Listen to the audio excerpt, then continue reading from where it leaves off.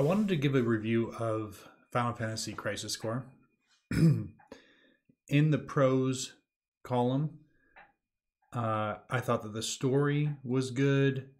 I liked how it tied into the original game. You know, referencing Cloud, having some of the places from the original game, definitely in more fidelity, more detail than the original PlayStation or PC version. I like the character Zack. I thought that he progressed well. He was very happy at the beginning. He sobered out, and then he even became melancholy through the story. Another character that really captured my attention was Sephiroth. I thought his character was really well written. He was very rational, and he seemed to be like the most stable of the three original soldier in the story, and having him be stable made him scarier when he turns because he seemed so level-headed instead of this fanatic, you know, that he turns into, that you kind of interpret him later as. I thought that was just a really cool story point. You're like, oh, he actually makes sense. And when you like think that the villain makes sense, it's like, yeah, it's not really a warm, happy feeling. Another pro is the fighting. In a fighting game, which I consider this to be a fighting game, if you don't enjoy the fighting, something's wrong. And I definitely enjoy the fighting. I can go back, even if it's an easier fight, and still enjoy it. I think that's definitely a plus. I also love the way that the builds work with materia.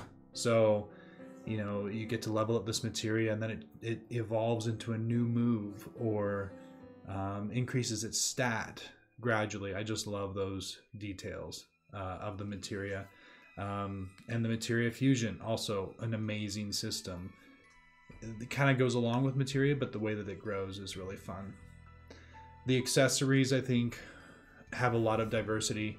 Sometimes the accessories in games can be a little bit too one-dimensional, and they do a good start of accessories, having, you know, just HP up plus to start, but then they, you know, get crazier and crazier all the way up to the limit breaks and the really good energy suit and the power suit, and you can get really creative with your builds, which brings me up to my next point I really love is I feel like you can create unique builds for unique battles, and there's not just one build that's good for all battles. If you truly want to master the game, then you have to create magic builds, you have to create physical builds, you have to create builds for specific bosses, and I think that really makes it fun.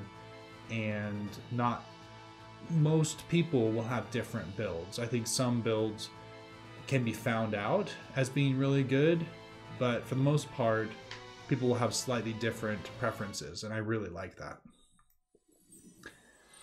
I also like the missions. I know that they can be repetitive, which is in my cons, but the missions can be harder and harder, and they can really test the truly devoted characters, the players, you know, be like, oh, you think you know how to play this game? Let's see if you can do this mission. And it really pushes you to see if you can manipulate the system to create this truly crazy character that can handle any sort of mission. So that's definitely a pro for the missions. Okay, so those are all the pros. I think it is great. The cons, just to give both edges here, the missions can be repetitive, especially if you're doing the caves, you know, for the 100th time. It definitely feels like they're reusing the same maps, and they're reusing the same enemies. Even the enemies are a different color now. You know, that kind of, it suffers from that kind of repetitive theme in some of these games where it's the same move set, but it's just a leveled up version of that enemy. So it can feel a little bit repetitive. The length of the story, the main story, is a bit short, and it can be broken up by the missions, but I think it could have been a little bit longer in the story department. If, you know, 50% of the missions were put into the story, even if there was less dialogue, and you just lengthen some of the chapters, like if there were 4 levels of the Shinra ability during that mission instead of just the 2. I think that could have added to the actual story without that much more development work. So just a few of the stories felt a little bit thin, and if you just had a few more maps and areas to run around and fight, I think that would have definitely added to it.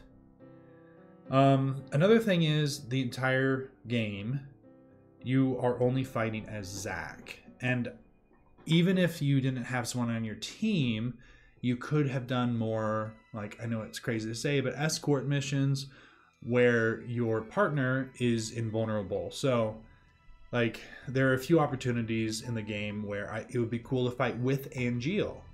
Like in the first mission where you're attacking Wutai.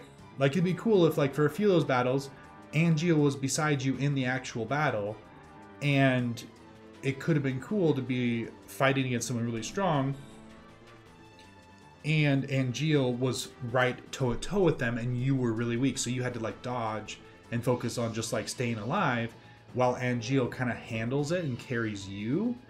I thought that would be really cool, especially with the cutscene that ends on that chapter with Wutai, where the big ogre, like, kind of throws Zack against the wall. Like, that would be really cool to have Angeal during the first part of the chapter help you out, and maybe you come across someone that's really hard. Maybe it's not an ogre because they want to save that. That's fine.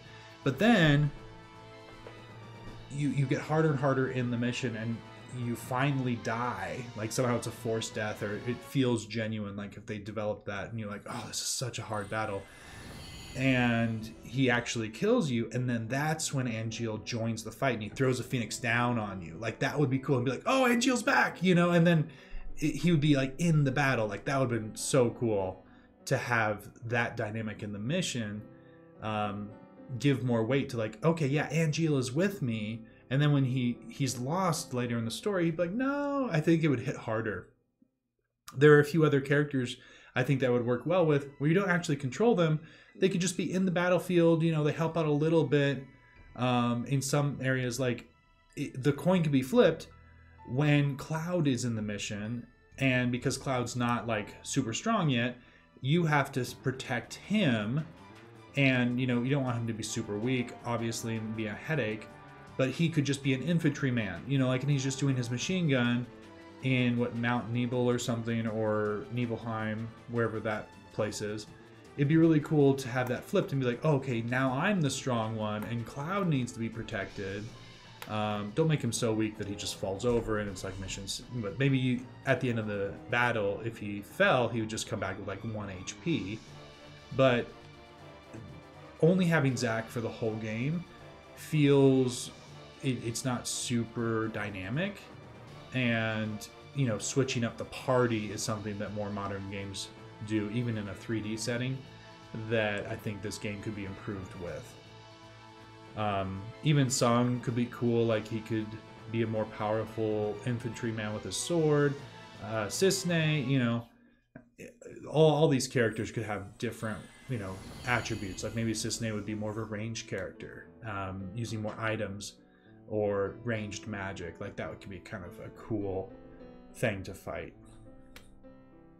Let's see. The last thing for the con is, if you manipulate the materia fusion and the materia system, you can become so powerful that the fights and the monsters and the bosses become trivial. And this definitely happened with me with the missions. It just... the final boss fight, I was just kind of running around. I was definitely not threatened. So a more system that can identify your strength and match it, I think would definitely improve the difficulty of this game. Like, the boss will always be this strong, but if you are way stronger, it can kind of level up with you. I think that would definitely add to the value of the game, so that at the end, no matter how strong you are, there will at least be some of a fight there. So overall, I thought it was a great game. It did feel a little bit dated, just because it is a remaster. Some of the more modern features of games could help it. Just a few cons and some suggestions on how to improve it. overall, I'd give it a 3 out of 5 stars. So definitely worth your time, especially if you're into the Final Fantasy genre, RPG, and specifically Final Fantasy VII. It is worth your time, but it is not the best game of all time. All right, let me know your thoughts.